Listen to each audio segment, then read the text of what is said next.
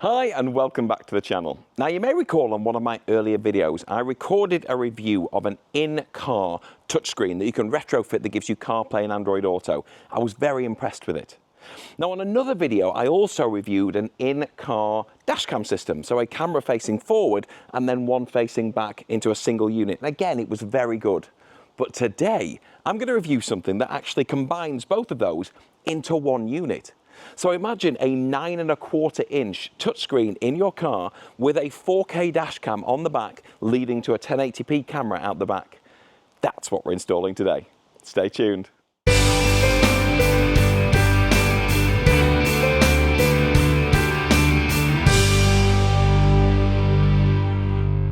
So I'm going to kick things off by saying a huge thank you to Lamto who have provided this unit for review today. And we're going to be installing it on this. This is a 2017 Toyota Aygo and it has very little tech. So this will completely change the interior. And it's also quite convenient that this has both a mount to go on the dash but also one for the windscreen, because the inside of this car is curvy everywhere, so there's nowhere to stick anything. Even the actual air vents don't have space for you to put one of those phone holders on. So something like this is a perfect solution for a car like this. Now, to give some context to this car belongs to my mum. Now, my mum's in her 70s and she's a great driver, but the fact is the roads around here and around all over Britain, to be fair, and imagine plenty of other parts of the world, change all the time.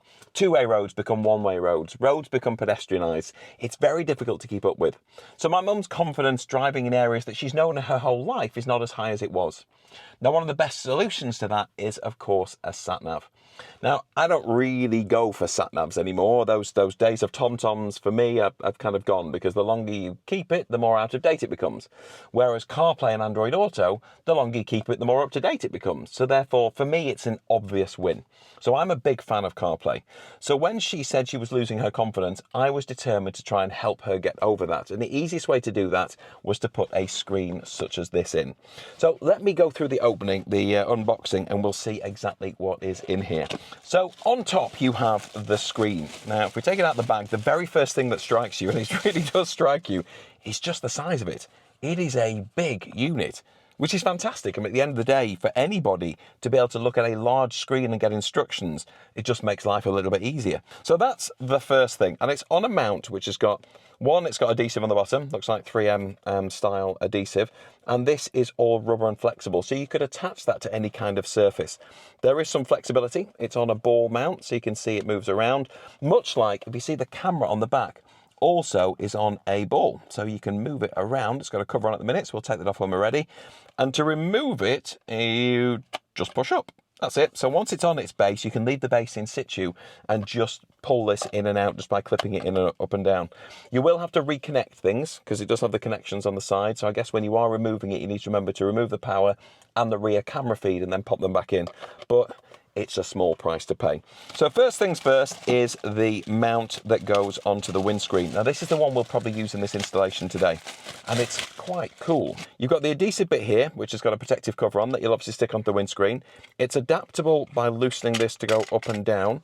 You can move it left or right on a ball joint here, and it's got the same clips on the back as you've got on the sticky mount. So if I just grab the unit off there, then you just stick this, it's that way?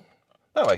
Yeah, so this just then sticks onto the mount. So it's just a case of getting that mount in place, that you're not in the way of the camera, but also that you get it, and you can move it out a little bit to get it the right position. So we'll play around with that when we get to the install, but there's loads of flexibility in that. So we should be able to get it exactly where we want it to be. Power cable. So this runs off a normal kind of cigarette lighter socket in your car. Which is here, and it has an extra USB-A. So if you want to plug any other devices in addition to this unit, you can plug into that. This goes into the car, and then the other end of this cable is a USB-C, which goes into the side of this unit here. There's only one USB-C, so it should be easy enough to spot. So there's that. I believe the FM transmitter is actually in here as well. So when you're wired and connected, you've got three ways to connect the audio. You can either, or listen to the audio, you can either just use the unit itself, which does have a little speaker on the back, and so therefore you can hear it through that. I don't know how loud it's going to be. For sat-nav, that's fine, but for CarPlay, listening to music, you're probably going to want a little more. The second option is you can choose a frequency for it to transmit at, which I think goes via this. And so this will then transmit the audio from that unit on a radio frequency, and then you tune the stereo in your car to that frequency. So therefore you just find a frequency that nobody's using, so it's, you know, it's just static, tune this in, and you've got full audio every time you start the car. So that's pretty cool. And the third option is to physically wire it, which is why you have this in amongst spare sticky pads, so additional sticky pads should you choose to move the base. But also in here is a 3.5mm to 3.5mm. So if your car has a 3.5mm audio input, then you can connect one end to the unit, the other end to the car, and just choose that as the input in your stereo, and you've got your stereo. You've also got a tool here for prying. I do like these, I've got so many of these now. For prying panels apart, just to be able to hide wires, which of course you will want to do both for that and for this, because this is the rear camera. So if I pop it out of the bag here, so you've got a feed that goes from the front of the car to the back to the camera, which is fair enough. But then you've got an additional red power cable. Now what you'll do with this is you'll wire this to something that only goes live when you put it in reverse. For example, the reverse light. So you just literally connect that to the power feed for your reverse light. So when you put it in R and it activates that light, it would also send a signal to this to activate the camera, which presumably would then take over the screen. So it's a brilliant utility. Not sure I'll install it in this car. I'll have to have a good look and see how easy the electrics are. But the fact it's included is brilliant. Okay, so now the unit's installed, let me take you through exactly what it does and how it works. So your icon's down the left here, you've got the time and the date, and then you've got the kind of apps that are installed on it.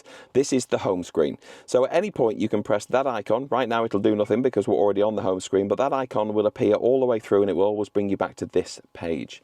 So you can adjust the brightness, or you can leave it on auto where it is at the minute, where it takes into account the ambient light and then adjust the brightness accordingly. You can go to FM, which we could jump onto that. This is your audio output. So this essentially does exactly the same as the audio output button here. If I press that, it does exactly the same.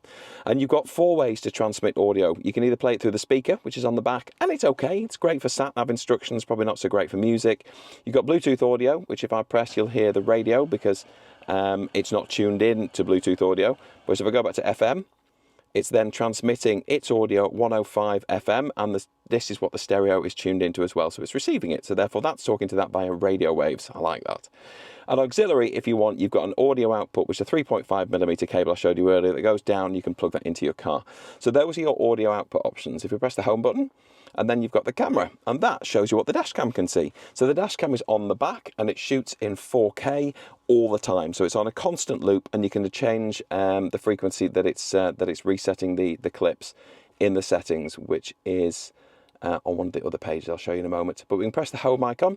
We go back to the home page. CarPlay, Android Auto, they would auto launch if you have a your phone in the car and it's already paired with the device. But my mum's phone is inside, so therefore it's not automatically launching it, which allows me to show you this a little bit easier. AirPlay, Android Cast, and Bluetooth Music are literally your ability to be able to connect to your phone to the device and share your screen or audio straight to it. So if I click on AirPlay, you can see your options here are put it into CarPlay mode, Android Auto, AirPlay, Android Cast, or Bluetooth Music. So AirPlay and Android Cast are literally screen sharing. CarPlay and Android Auto are where you have that full control of your phone on screen, so you've got maps and messages and things. And Bluetooth Music is the ability to play music either from the device or straight from your phone. So go back to there, and then you've got playback, which this is where you can see any recordings that have been made by the Dashcam. So if I click on video, you can see since we've been sat here, it's recorded directly opposite, and there's nothing to look at, but that's the clip. So you can play the clips back at any point. If you do connect the rear camera, which I haven't simply because logistically it's a little bit hard in this car, then you'd also be able to view the clips there. But it's worth noting, so when you put the car in reverse and you've wired in that reverse camera, you have a live cable that goes to the brake lights, or reverse lights, sorry, which will then turn this screen into your reverse camera, which is pretty clever. I'll show you how you can adjust that in a minute. Last but not least is settings. So if we go into settings, you can adjust your screensaver, tell it if you're left or right hand drive, split screen mode in terms of how you want it to look, whether it's full screen or split screen. We'll leave it on full screen. You can adjust the brightness. Assistive touch is literally how it responds to you touching it. Clear any connections, or you can get some service support. If we go into the camera, you can adjust the resolution it's recording in. So I have it in 4K, so the highest possible resolution. You can decide how long the clips are, so 1 minute, 2 minute, or 1 minute, 3 minute, or 5 minute. You can change the collision sensitivity, so if there's power supplied to the unit constantly and there is a knock, so that can be while you're driving and possibly when you're parked as well, but definitely while you're driving, then the level of sensitivity is changed on that as to whether or not it locks that clip in. Because if you have an accident, the unit's designed to store that particular clip so it won't get overwritten, because what it does is it constantly loops and overwrites clips. Microphone, you can turn it on or off, so it's whether or not you want any audio during your recordings. I've said off. Rear mirror image is just literally changing whether or not it's a mirror or just a camera view. And then reverse line calibration. So if you do put a reverse camera on, you can then decide where you want the lines to be to help you calibrate with regards to the size of your car, which I think is really cool. It's a nice little touch, that. And then system is where you can change the language, the sounds it makes, the date and time, storage info about your memory. You can wipe the memory card, do a factory reset or any firmware updates.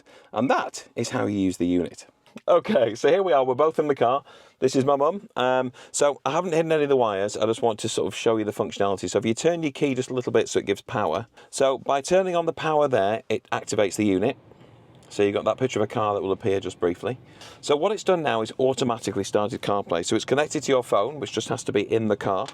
And that is now controlling your phone. So you've got options to make phone calls. So these are the people, your favourites and people that you've spoken to. So it's all visible. To go back at any point, you see a little one there, the 3x3, you press that, it takes you back to the menu screen. So if you want to do any navigating, then you'll click on Maps and it will show you where you are, and at the moment it's suggesting to take you home. Messages, if you've got any messages, it will read them to you. And then Audible, Yes. if we click that, so that top icon shows you what's playing at the moment, the little play symbol with the lines through it, so that's what you're listening to. Now your stereo, I've already turned it on and I've turned it so that it's automatically connected to the AV. So if you remember when you get in, you've just got to press the little picture of a note and click AV. So now it's getting audio from that. So if you press play. My life, you know, has so few excitements. So now you've got Agatha Christie playing through the car stereo. And if you've got any music on there, which you actually haven't, but if you did have any music, then you would also go to just the music app and then you would press play. But I said you actually don't have any, so therefore there's nothing to play. It'll read you WhatsApp things, and of course it gives you control as well. So if you said, for example, let's try it because I haven't tested this. So you know, to activate your phone, you say, Siri. Siri. All right, so what I want you to do is say, hey Siri, take me home. Hey Siri, take me home. And now what it's done is it's put your home address as the destination. Yes. And all you'll do is you click go, and it will start taking you with directions from where we are right now to your house. You'll be there for 9:15. It's like 7 minutes and it's 2.1 miles. And that's on a nice big screen. As you're driving along, that will obviously change and adapt so you've got a nice clear view. So then you could say, hey Siri, cancel the navigation. Hey Siri, cancel the navigation, please. You don't have to say please, but that's very nice that you good. do. No, it's good. But so it's cancelled the navigation, it's turned it off, and you can just go back to the home page here if you want that. Or if you just want maps on, even if you've not got a navigation, if you just choose maps, and you'll just always know where you are because it'll be on screen. Sounds great. I just hope I remember the order.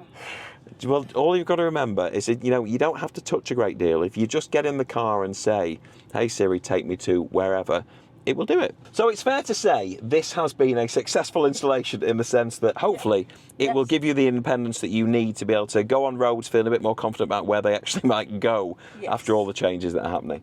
So thanks so much for watching. Thanks again for the unit to test. If you want to check out the other products actually available on Amazon, then the link is just up there, just above my head. So please do check it out. And I will look forward to seeing you on the next video. Take care. Bye. Love it.